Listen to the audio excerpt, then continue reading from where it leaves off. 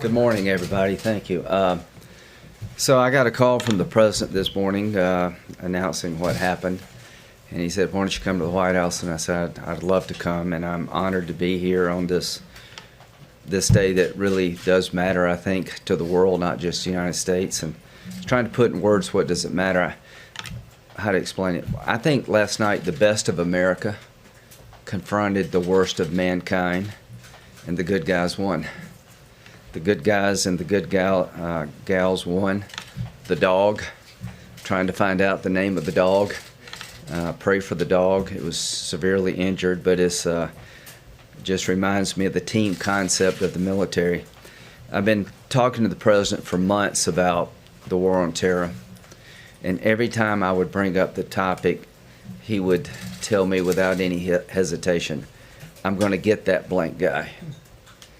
And I can't use the word on television, but the president's been determined for a very long time to bring Baghdadi to justice.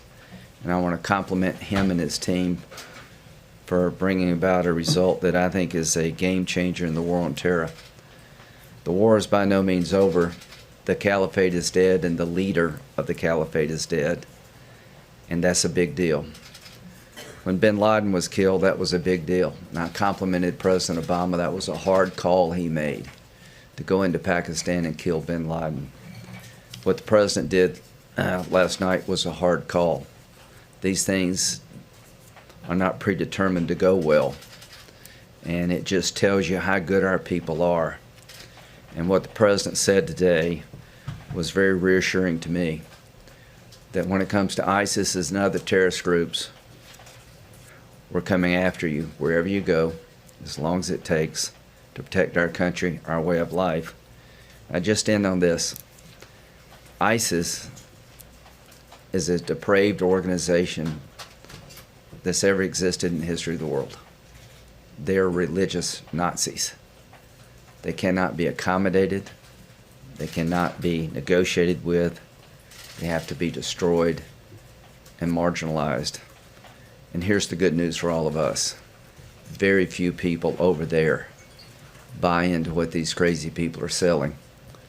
And it will always be in our interest, I believe, to partner with people over there who are on the front lines to make sure that ISIS types never come here, and that we replace this ideology with something more sustainable.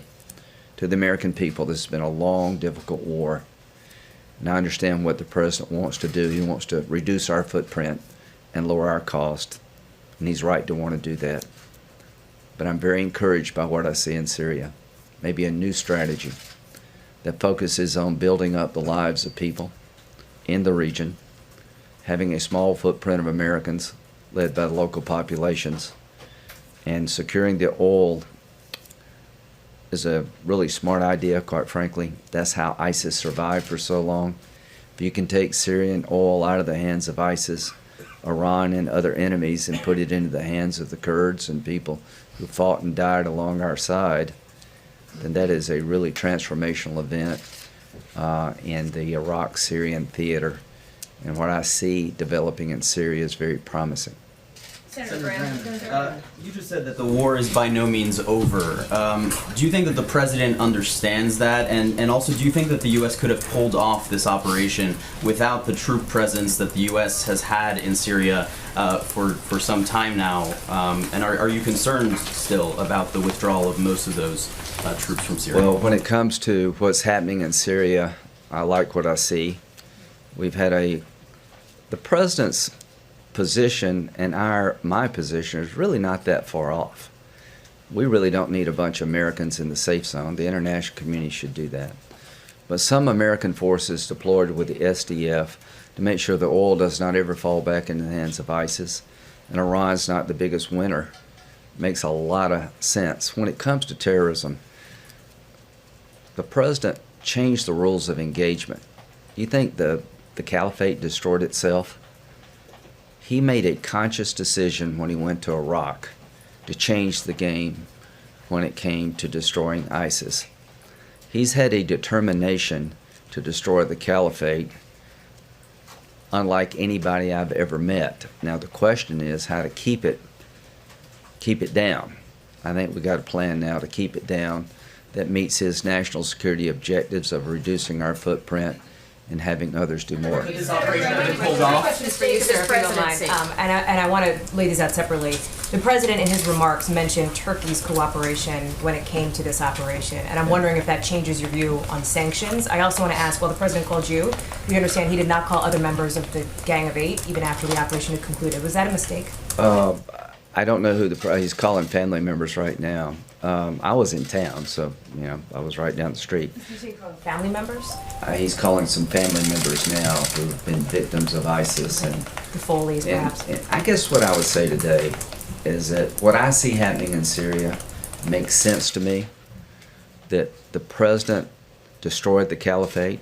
He's asking others to do more, and he's right when it comes to Turkey. I think the invasion has been disruptive, but at the end of the day, if we can continue to partner with the Kurds, secure the oil revenues for their sake, not Iran's sake, not for ISIS' sake, help pay the cost of the operations makes eminent sense to me. And I think the president is right to say that the conflict between Syrian Kurds and Turkey needs to be resolved.